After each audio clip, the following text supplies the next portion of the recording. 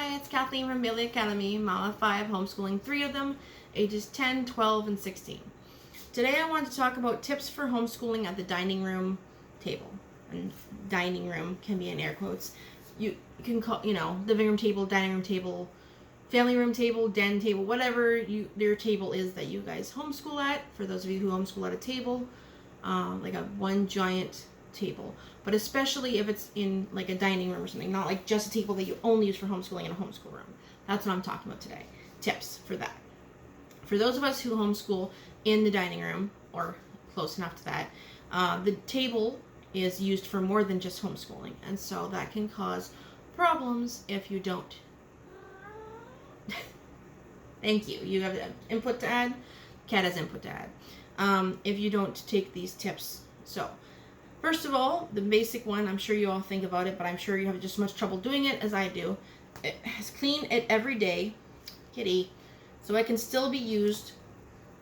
Put it as part of your routine. So what I mean by that is what we're trying to do, but it's hard to remember, is at the end of the day, before you dismiss your class, so to speak, for free time, whether it's you all dismiss at the same time or whether each kid is done at their own time, whichever. If you're all done at the same time, it's even easier. But when they are done, before they go to their free time, whether that be running outside to play, going to the sport class that they have, or vegging on the video games, whatever it is that they're allowed to do for their free time, before they do free time, they need to help clean up the table. So pencils back where the pencils go, notebooks back where the notebooks go. Kleenex that didn't quite make it to the garbage can, get it to the garbage can. Tables. Plates from snacks, juice boxes, whatever it is that your family uses that's out when you're done homeschooling, it needs to get put away. It's easy to be like, I'll do it later. But you know what? I can tell you from experience, later never comes.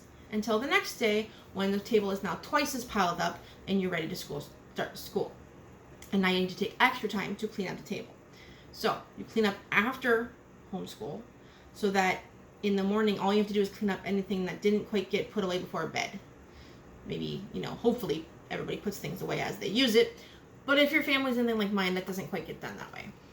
And so cleaning up as part of your routine, as part of your to-do list, you can even, if you make a checklist for your child, this is, you do this, then you do this, then you do this, and this, then you're done school, help clean up your space. Remind kids that they don't need to just clean up what's theirs. They can clean up anything. So it can't be like, oh, I can't pick up this thing that's right in front of me while I'm picking up other stuff that goes in the same spot because it's not my pencil. Why do kids do that? If you're picking up your pencil and you see someone else's pencil, pick it up. It's so much easier. So install that as part of your routine. It takes time.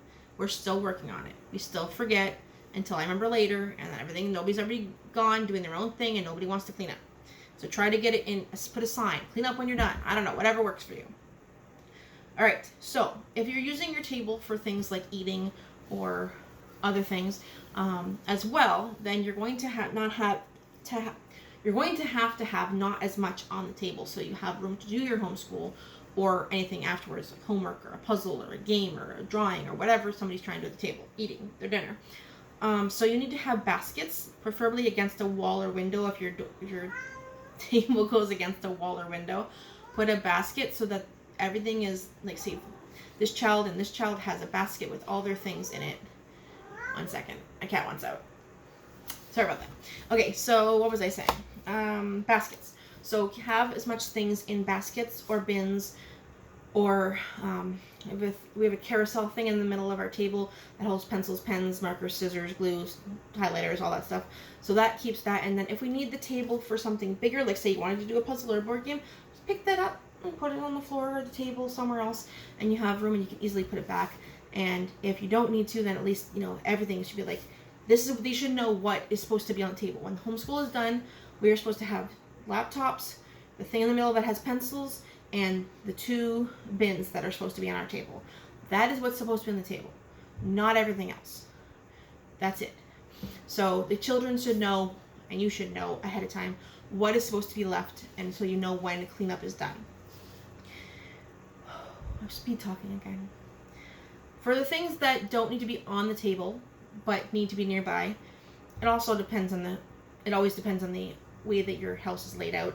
but use carts or shelves or other things other than your table, so that your table, little as on your table as possible. So we have one of those wheelie carts where ours has 4 levels that you bring over, and it has extra stuff like markers and the books that we use for morning basket and things like that. I can wheel that back over there when we're done school. We have shelves that have their binders and their other books that they need for school over there. We have, and since we're literally in our living room, dining room, whatever you want to call it, stuff is in a bunch of different small areas because we don't have a homeschool room.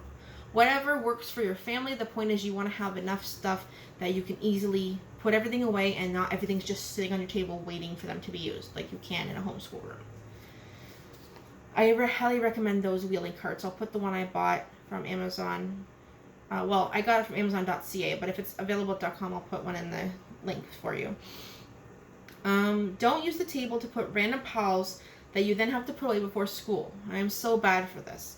Come in from going to visit grandma or the grocery store or whatever. You bring it, you put it on the table, I'll get back to it and put it away later. Yeah, when does that ever happen? So if you're putting your groceries and you're putting away right away, that's one thing. I'm not talking about that. I'm talking about you brought some things to grandma's house, you bring it back, you leave it on the table, you go back to what you wanted to do, or maybe you make dinner or whatever you're doing next, and then you forget to put it away, and now you have extra stuff in the morning to put away. Put things away right away. It's easy for me to say, it's not easy for me to do. So by saying this, don't feel like I'm judging you. I don't even do it properly. I'm still working on it. But that's the plan of what we're supposed to do anyway, is not leave piles on the table that we have to deal with later, because later never comes. The final tip that I have that I could think of at the time for tips for homeschooling at your dining room table is to have assigned seating. I mean, when we were in school, you had assigned seating too. I know it sometimes changed around based on if you were, talking to the same kids or whatever. But figure out what would be the easiest for your family. Maybe you need to be sitting in between 2 young ones so you can help them, or maybe the one kid is better against the wall, and one near the window, and the other one gets distracted near the window. Whatever it is, figure out who belongs where and assign the seating so that you don't have to spend precious moments fighting over it. And that means that that's their seating for the table too. So at least I suggest that anyway. So at our table, we don't necessarily all eat together as a family, but those that do eat at the table sit at their own chair. It's not this chair for eating, this chair for school, this chair for, any chair that I feel like. It's, at least for the most part, most of us have their own chair. I just find that it works a lot better. That's all I could think of, but I would love to hear if you have a tip for homeschooling at your dining room table, because I know a lot of people do it. And so if you have a tip or just a comment about the subject, I would love to hear from you. Please comment below, like and subscribe if you would like to, if you see more content, and I would love to hear from you. That's it for today. Have a good day. Bye.